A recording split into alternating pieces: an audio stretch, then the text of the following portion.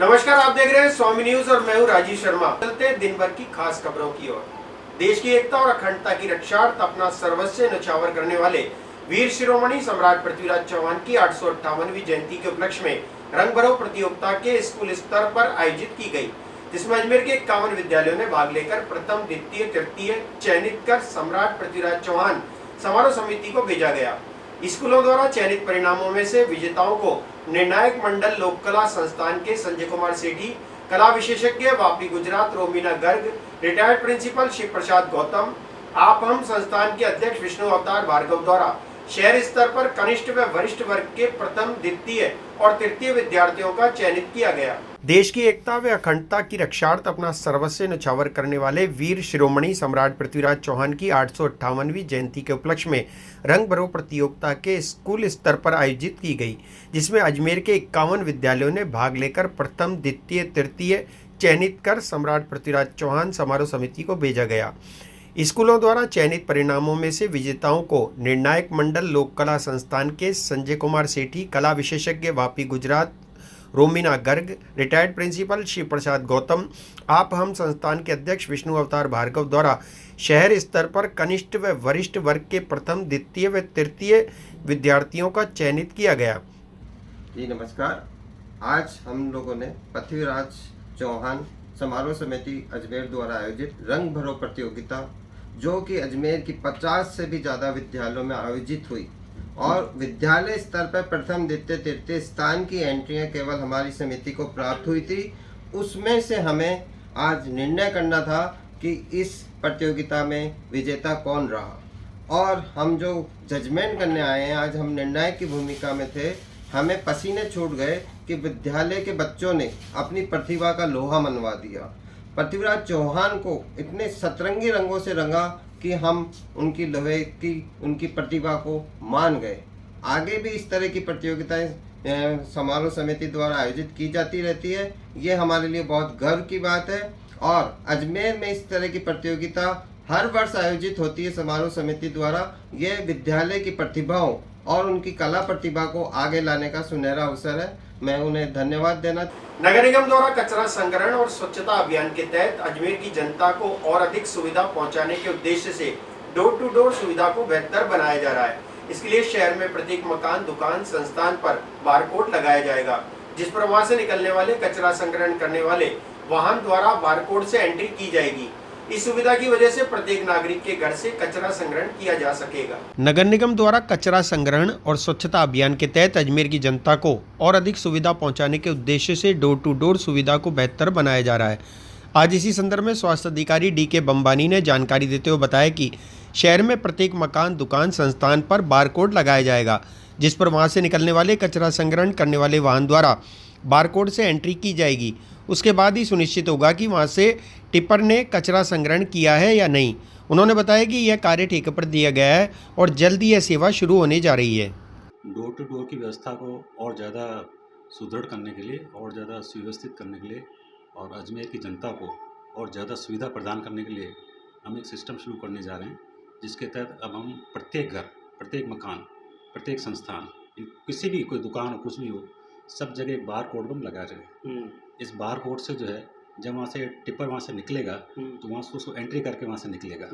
अगर वो वहाँ से कचरा लेगा तो इसमें एंट्री होगी, नहीं तो नहीं होगी। तो इससे 100% ये सुनिश्चित किया जाएगा कि प्रत्येक घर से कचरा उठ गया है। बार कोड को लगाने का सबसे मेन पर्पज़ ये है। इसके अतिरिक्त इसके थ्रू हम जो ऐप भी इसमें चलाने जा रहे हैं। आपको कोई शिकायत हो इससे डोर टू डोर के संबंध में, किसी भी कचरा उठने में, उससे दे सकता है, उसका तुरंत समाधान किया जाएगा। अगर कोई गाड़ी कॉलोनी में नहीं पहुंचती तो फिर किस तरीके से कार्रवाई होगी उसकी? अगर गाड़ी कॉलोनी नहीं पहुंचती तो हम इसके साथ ही बार कोड के अलावा जियो फेंसिंग और करवा रहे हैं। हम एक कंट्रोल रूम स्थापित कर रहे हैं। उस कंट्रोल रूम तक जितने भी अपने टिप्पर घूमेंगे, वो हमारा एक बहुत बड़ा 80 फीट का एक स्क्रीन लगा हुआ है। उसे प्रत्येक गाड़ी का उसमें दिखता रहेगा गाड़ी कहाँ घूम रही है। अच्छा, यानी एक हर वार्ड की हमने जियो फेंसिंग कर रखी है, तो वो वार्ड से बाहर भी जाएगी तो भी दिख जाएगा उसमें। तो ये बिल्कुल सुनिश्चित किया जाएगा कि जिस टिप्पर को जिस काम के लिए भेजा गया है वो काम करेगा, और अगर कहीं नहीं जाएगा तो बारकोड से पता पड़ जाएगा, तो उसकी कटौती करेंगे। क्या उद्देश्य है सर जो इस तरीके से नगर निगम को ये काम करना पड़ रहा है? वो इसलिए कि 100% सुनिश्चित नहीं। कई बार ये शिकायतें आती है कि हमारे यहाँ कचरा नहीं उठा रहा है, अधिकतर लोग शिकायत करते हैं साथ में ऑटो टिप्पर नहीं आया या कचरा हमारा उठा आगे चले गया। तो इससे 100% सुनिश्चित होगा कि वो उस गली में जाएगा ही कचरा उठाएगा ही, हर घर से उठाएगा, हर संस्था उठाएगा। कब तक हो जाएगा सर ये पूरा काम? ये अब हमने ठेके पे काम दिया हुआ है, ठेकेदार द्वारा सर्वे का काम किया जा रहा है। उस सर्वे के साथ साथ बार कोड को लगा रहा है, तो जल्दी शीघ्र ही काम पूर्ण करके हम इसको 100% काम इसको थ्रू बार कोड करना। राजस्थान माध्यमिक शिक्षा बोर्ड कार्यालय में अनुविभाग अधिकारी का हाफ पैंट में प्रवेश करने का मामला सामने आया, जिसका वीडियो सोशल मीडिया पर तेजी से वायरल भी हो रहा है।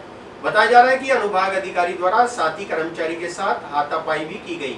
मामले की सूचना बोर्ड सचिव को मिली तो उन्होंने तुरंत प्रभाव से राजेश कुमार टेकचंदानी को निलंबित कर दिया।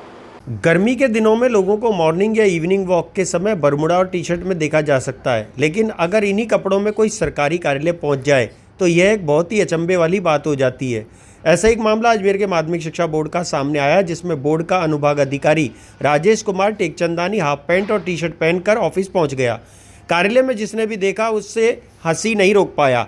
जब इसके लिए उसे ड्रेस कोड का हवाला दिया गया तो वह नाराज होकर अन्य कर्मचारियों के साथ हाथापाई भी करने लग गया। यह मामला जब बोर्ड सचिव कैलाश चंद शर्मा के पास पहुंचा तो उन्होंने मामला शांत कराया। इसके बाद बोर्ड सचिव ने राजेश कुमार टेकचंदानी के निलंबन के आदेश जारी कर दिए। बोलो। मैं स्वामी चैतन्य योगी ओशो ध्यान अभियान से मैं एक छोटा सा कर्मचारी बोर्ड ऑफिस का हूँ। ये समझते हैं बोर्ड ऑफिस वाले कि मैं इनका कर्मचारी हूँ, मैं इनका अधिकारी हूँ। वो चाहे सेक्रेटरी साहब हो, चाहे चेयरमैन साहब हो, चाहे स्वामी जी हो। मैं समाज को कुछ देने निकला हूँ, मैं कुछ लेने नहीं निकला। मैं समाज को कुछ देना चाहता हूँ। मैं ये लेना चाहते तो ठीक है, नहीं तो इनके नियमों के हिसाब से मुझे गुरु ने सिखाया है, जहाँ के नियम हो आपको पालन करनी है। मैं नियम पालने को तैयार हूँ। आपने एक नियम निकाला कि ये मैंने हाजिर किया है। सर को एतराज हुआ कि मेरे पास ड्रेस कोड नहीं है। कल से ड्रेस कोड लागू किया जाए, दिलवाया जाए सबको। अभी मोहन जी भी आएंगे, मोहन जी से मैं ये लाइव चल रहा है, मोहन जी के पास, मेरे पास है सारी सुविधाएं, क्योंकि मैं ओशो का बंदा हूँ, मैं इंटरनेशनल बंदा हूँ। अभी लेते हैं छोटा सा ब्रेक, ब्रेक के बाद फिर हाजिर होंगे।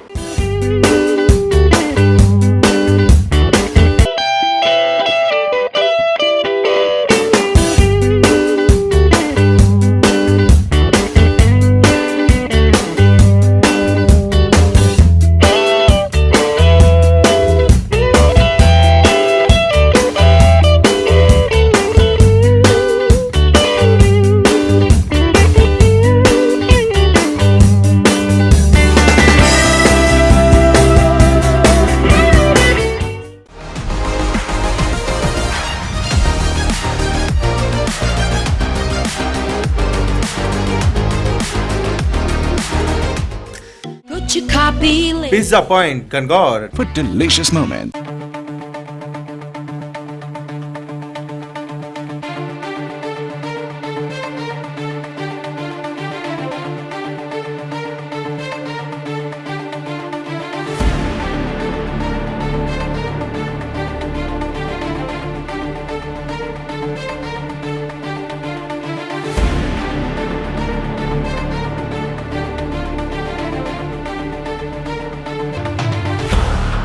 वार्ड नंबर 80 के क्षेत्रवासियों ने पानी की समस्या को लेकर आज जलदाय विभाग के अधिकारी की कक्ष में जमीन पर बैठकर विरोध जताया।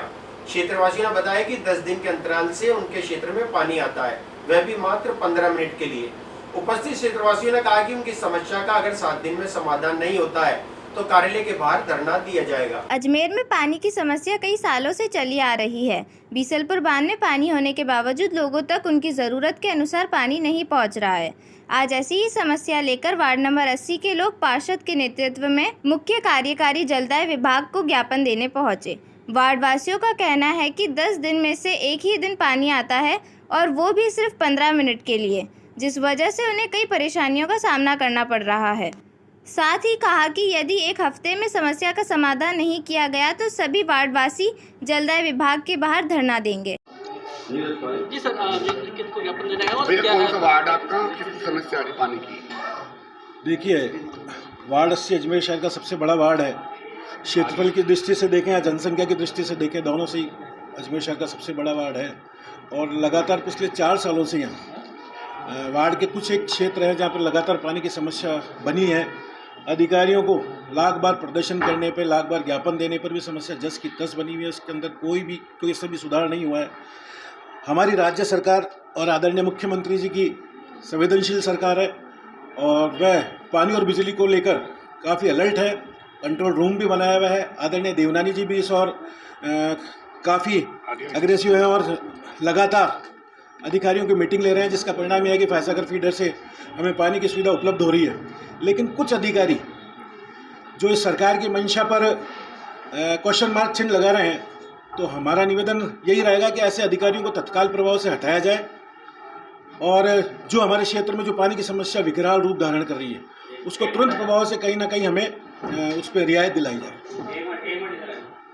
आपका नाम? धर्मेंद्र सिंह चौहान, पार्षद वार्ड 80। आज हम वार्ड 80 से आए हैं। लगभग 200-250 आदमी आए हैं और यहाँ पे पानी की इतनी गंभीर समस्या है, पिछले 4 साल से चल रही है। कांग्रेस के राज से चल रही थी, कांग्रेस के राज से बीजेपी की सरकार आ गई। माननीय देवनानी जी जो हमारे विधानसभा के स्पीकर हैं, वो खुद यहाँ पे 2 बार हमारे साथ आए हैं। इनको एक्सीएन, एईएन, जेईएन सबको इन्होंने निर्देश दिए कि भैया यहाँ पे सबसे पूरे शहर में सबसे गंभीर समस्या है, लेकिन इन अधिकारियों की कोई कान पे जू नहीं रेंग रही है और उसके एवज में 10-10 दिन तक पानी नहीं आ रहा है। आज लगभग 200 आदमी वहाँ से वार्ड से आए हैं। पार्षद हमारे जो है पंचम जी भाई हैं वार्ड नंबर 80 के, उनके नेतृत्व में आज इनको जो हमने ज्ञापन दिया है एक्सीएन बाकलीवाल जी को, और अगर इस समस्या का समाधान ये कह रहा है मैं 1 हफ्ते के अंदर अंदर करा दूंगा। अगर 1 हफ्ते में समाधान नहीं होता है तो हम वापस कम से कम 500 आदमियों के साथ इसका घेराव करेंगे जलदाय विभाग का। और अगर ये पानी की समस्या 10-10 दिन में मात्र 15 मिनट पानी आता है और यह वार्ड 80 की समस्या नहीं, पूरे शहर की समस्या है। पानी बीसलपुर में भरा हुआ है, लेकिन यहाँ ना तो इनका कोई टाइमिंग है पानी देने का, कभी सुबह कभी शाम, इनकी मर्जी पड़ती है जब दे देते हैं। और ना टैंकरों से जल आपूर्ति हो रही है और ये टैंकर जो सरकारी टैंकर हैं ये बेचे जा रहे हैं। इसका मेरे पास प्रूफ है। वैशाली नगर में ये एईएन बैठता है, जेईएन बैठता है, मैं उनको टैंकर की बोलता हूँ तो बोलते हैं हमारा एरिया नहीं आ रहा। एरिया क्या होता है? पूरा शहर के तुम तो मालिक हो, ये टैंकर तो सरकार का है। ये कोई एरिया वाइज थोड़ी है, कोई ये पंचायत थोड़ी है जो एरिया में तुम लोग जाओगे तुम नहीं जाओगे। एरिया नहीं होता है कोई भी। और ये टैंकर इनके जो है या तो ये क्या कर रहे हैं 10 टैंकर की जगह 30 टैंकरों का वहाँ पे जोड़ते हैं हिसाब। इनको कोई सुनने वाला नहीं है, कोई कहने वाला नहीं है, इनकी मन मर्जी चल रही है। ये देखो बिल्कुल अंधेर नगरी और चौपट राज चल रहा है अजमेर के अंदर जलदाय विभाग का। तो ये मैं बता रहा हूँ आपको, 10 टैंकर आते हैं, 30 की एंट्री होती है और वो 10 भी ये अपने मित्रों क्या, ये पावरफुल आदमियों क्या बेचते हैं। गरीब जनता तो बेचारी जहाँ पे थी वहीं पे और नीचे आ चुकी है। एक तरफ भीषण गर्मी और दूसरी तरफ शहर में आए दिन आग लगने की घटना सामने आ रही है। आज वैशाली नगर स्थित गेटवेल हॉस्पिटल के ठीक सामने एक डेयरी बूथ में अचानक आग लग गई। आग लगने की सूचना मिलते ही फायर ब्रिगेड टीम मौके पर पहुंची और आग पर काबू पाया। गनीमत रही कि कोई बड़ा हादसा नहीं हुआ।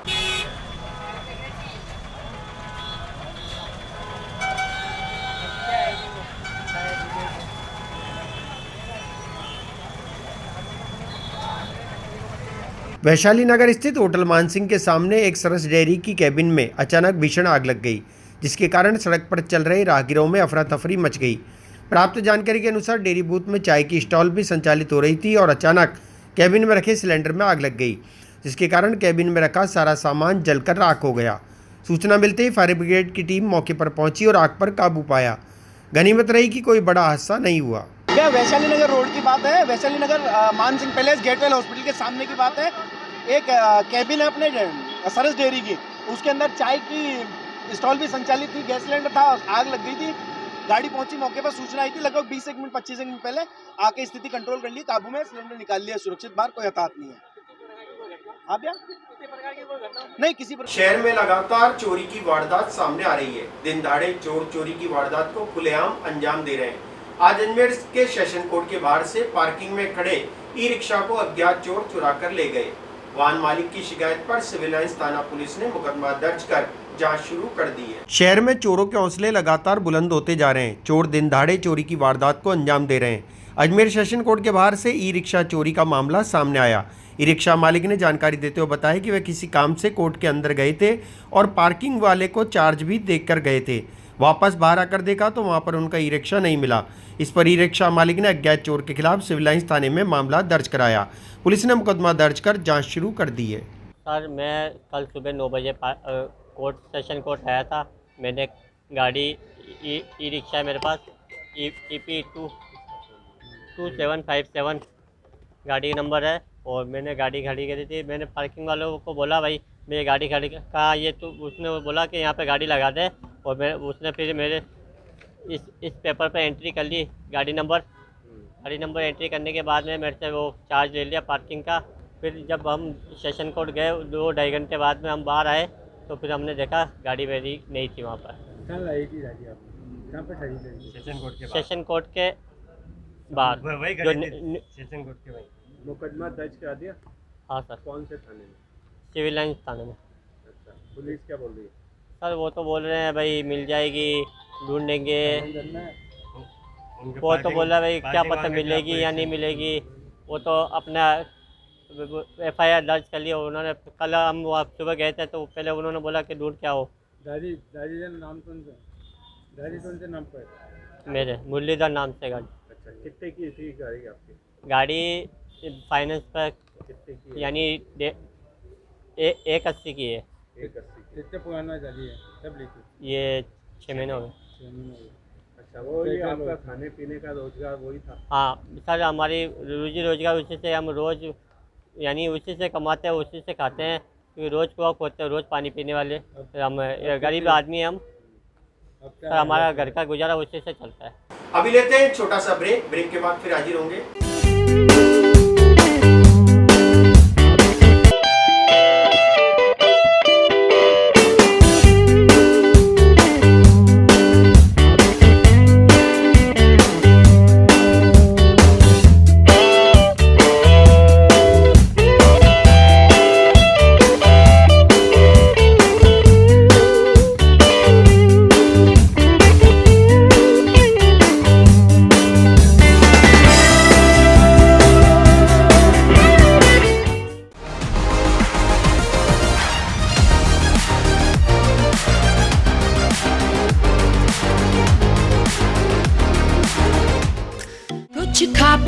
Pizza Point, Kangor. For delicious moment.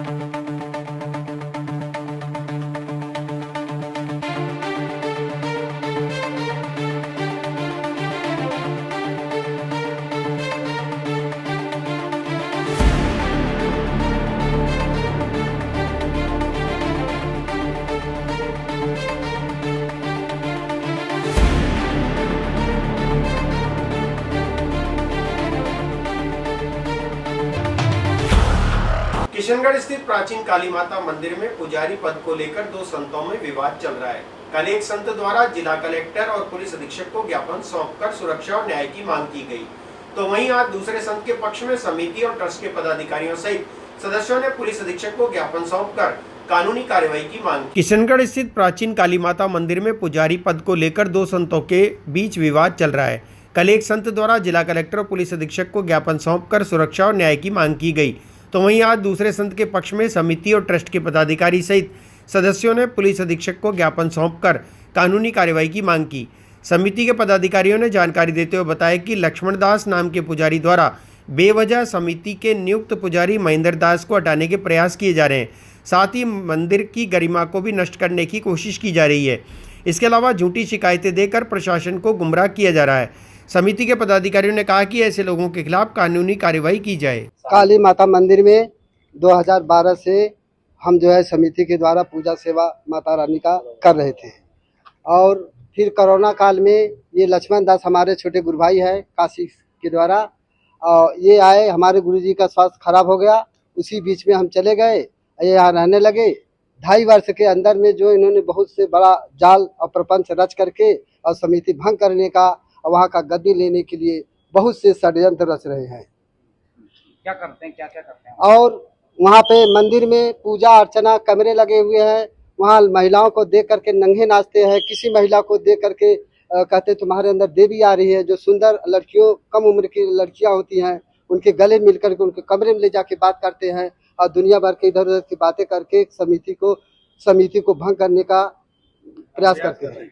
मंदिर समिति को बार बार कुछ लोगों द्वारा परेशान किया जा रहा है और मंदिर के जो स्थायी संत हैं श्रीमान महेंद्र दास जी महाराज, इनको बार बार लक्ष्मण दास जी महाराज द्वारा परेशान किया जा रहा है और ऐसे शरारती तत्वों द्वारा बार बार मंदिर में इसकी गरिमा को नष्ट करने का प्रयास किया जा रहा है।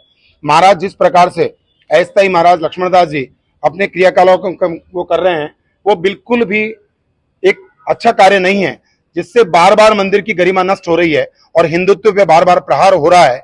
अपने आप को सनातन की भाषा कहने वाले ये महाराज बिल्कुल उचित नहीं है, जबकि हम लोग सभी संतों को देवतुल्य मानते हुए अपने मस्तक के ऊपर उनको विराजमान करते हैं, उनकी श्रद्धा से पूजा करते हैं।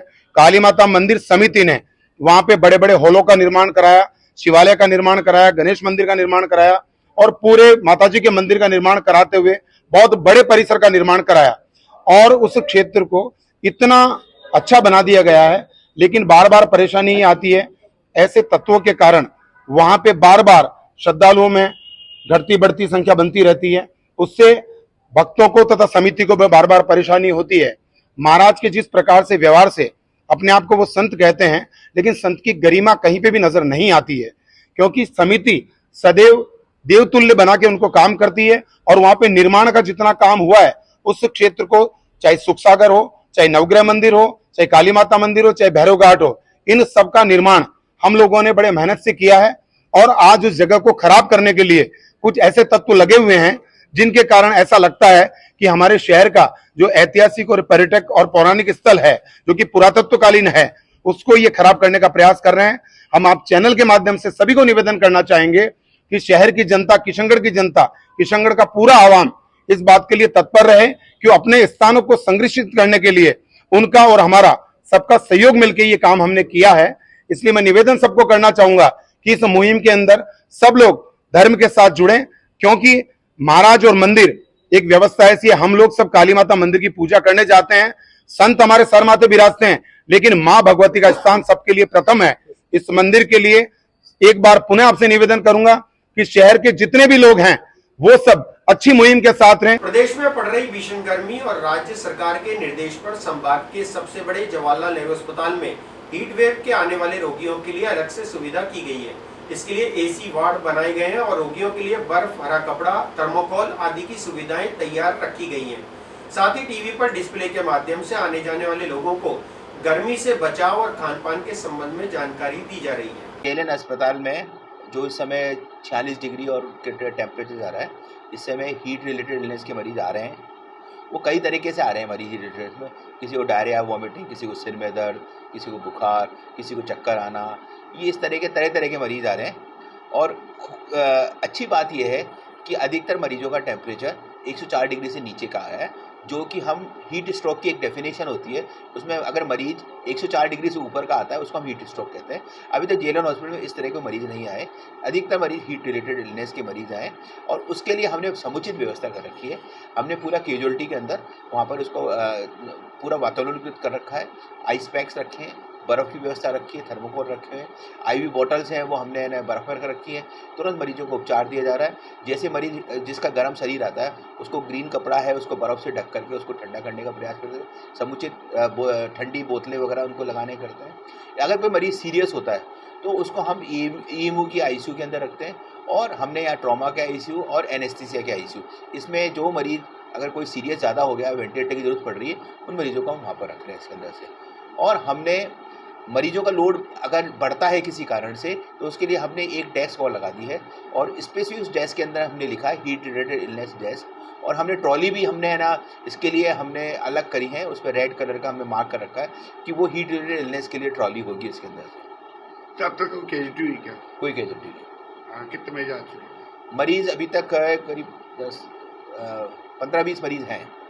अजमेरू लेडी सोशल सोसाइटी द्वारा रेलवे प्रशासन की अनुमति से अजमेर रेलवे स्टेशन पर 26 और 27 मई को दोपहर 1 बजे से शाम 4 बजे तक तपती दोपहरी में प्लेटफार्म नंबर 1 पर प्रत्येक ट्रेन के जनरल व स्लीपर क्लास के डिब्बों में कैंपर से ठंडे शुद्ध जल की सेवा आने जाने वाले यात्रियों को उपलब्ध कराई गई।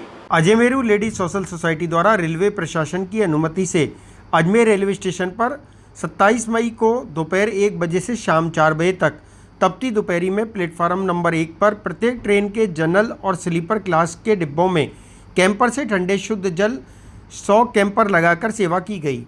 यह सेवा अजमेरू लेडीज सोशल सोसाइटी के सदस्यों द्वारा रश्मि गर्ग, रानी गोयल, सतनाम कौर और तृप्ति शर्मा के नेतृत्व में की गई। इस अवसर पर रितु जैन ने बताया कि जिस प्रकार भीषण गर्मी पड़ रही है, इसमें यात्रियों को सबसे ज़्यादा जल की आवश्यकता होती है। सवलीन कौर ने बताया कि छुट्टियों की वजह से ट्रेन में यात्री भार ज़्यादा होना, ट्रेन के ठहराव का समय कम होना, ट्रेन के डिब्बा दूर होने की वजह से वह पानी लेने के लिए नीचे नहीं उतर सकता। पानी भरने की वजह से उसकी ट्रेन छूट सकती है। उसी को मद्देनजर रखते हुए कैंपर से शुद्ध जल सेवा की गई। रितु मोती रमानी ने बताया कि इस पुनीत कार्य में प्रत्येक दिन 100 कैंपरों की व्यवस्था की गई है। रेलवे स्टेशन पर कैंपर द्वारा होने वाली शुद्ध व शीतल जल सेवा का प्रयास 2013 से किया जा रहा है। इस सेवा में प्रमिला मिश्रा ने बताया कि दिशा प्रकाश, कुसुम आर्य, प्रमिला मिश्रा, रानी गोयल, ममता शुक्ला, सवलीन कौर, रितु जैन, कुलविंदर कौर, रीना जैन, श्रीतमा जैन, मुस्कान शर्मा, निधि जैन, नीरू जैन, तृप्ति शर्मा आदि सदस्य उपस्थित रहे।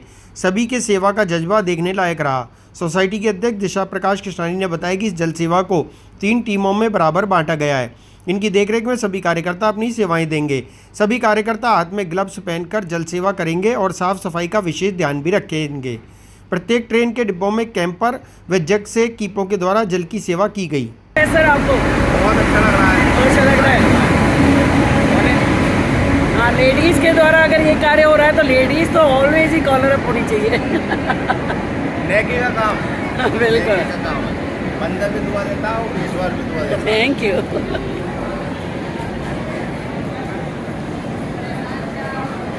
कुछ कहना चाहेंगे जल सेवा के बारे में? कहना चाहेंगे बहुत अच्छा काम है ये, ऊपर वाला आपको बहुत देगा। आप थैंक यू।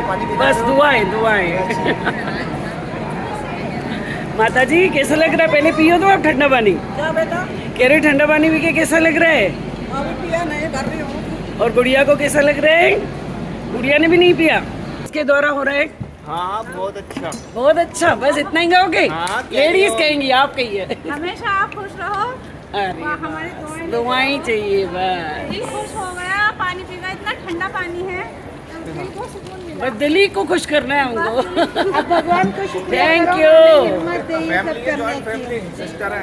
हाँ वेरी गुड। ये लो पानी।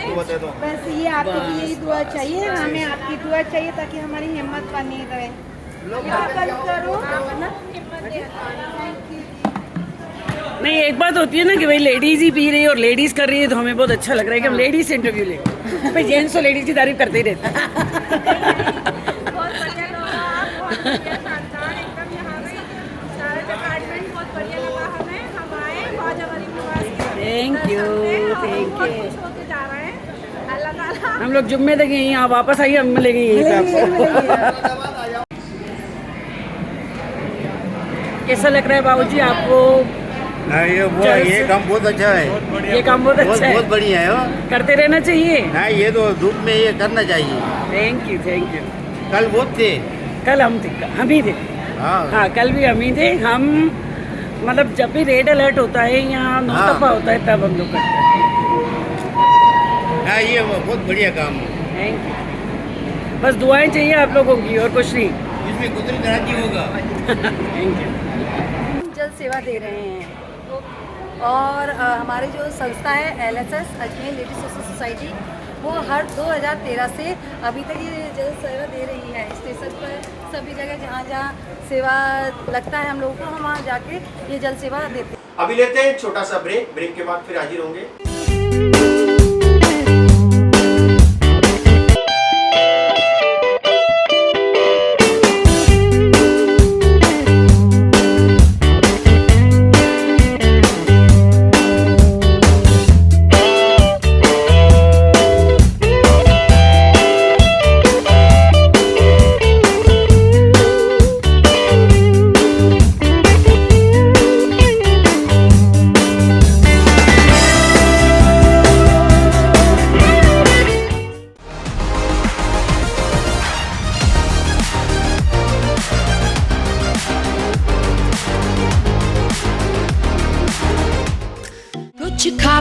Pizza Point, Kangor. For delicious moments.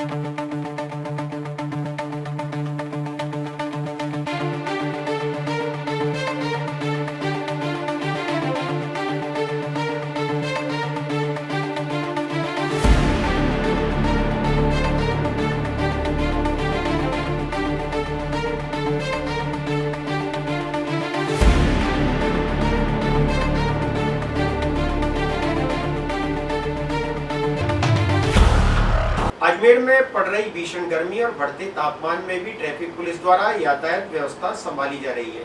आज इसी बात को ध्यान में रखते हुए श्री राम सेवा हिंदुस्तान द्वारा रोडेज बस स्टैंड के बाहर खड़े ट्रैफिक पुलिस कर्मियों को धूप और गर्मी से बचाव के लिए छाते वितरित किए गए। अजमेर में पड़ रही भीषण गर्मी और बढ़ते तापमान में भी ट्रैफिक पुलिस द्वारा यातायात व्यवस्था संभाली जा रही है।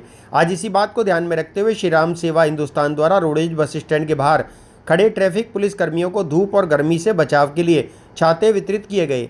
श्री राम हिंदुस्तान के युवा राष्ट्रीय उपाध्यक्ष देवीलाल सोनी ने जानकारी देते हुए बताया कि उनके द्वारा नया बाजार, आगरा गेट, मदार गेट पर भी ट्रैफिक पुलिस कर्मियों को छाते वितरित किए गए ताकि भीषण गर्मी में ट्रैफिक पुलिस कर्मियों का भी गर्मी और धूप से बचाव हो सके, क्योंकि वे यातायात संभालने के लिए इतनी भीषण गर्मी में भी अपनी ड्यूटी निभा रहे हैं। आज रोडवेज बस स्टैंड में जो हमारे यातायात पुलिस अधिकारी हैं, जो धूप में भरी धूप में ड्यूटी करते हैं, जिसमें माथा तप जाता है, पूरी तरह परेशान हो जाते हैं और पूरी यातायात संभाल रहे हैं, इनका बहुत आभारी करता हूँ। और आज मैंने ये चीज़ सोची, मेरे सभी भाइयों का दर्द समझकर इनको एक एक छाता बांटूं जिसमें इनका बचाव हो सके और ट्रैफिक पुलिस संभाल सके, भले धूप में बच सके, नक्सीर किसी प्रकार की शिकायत ना आए।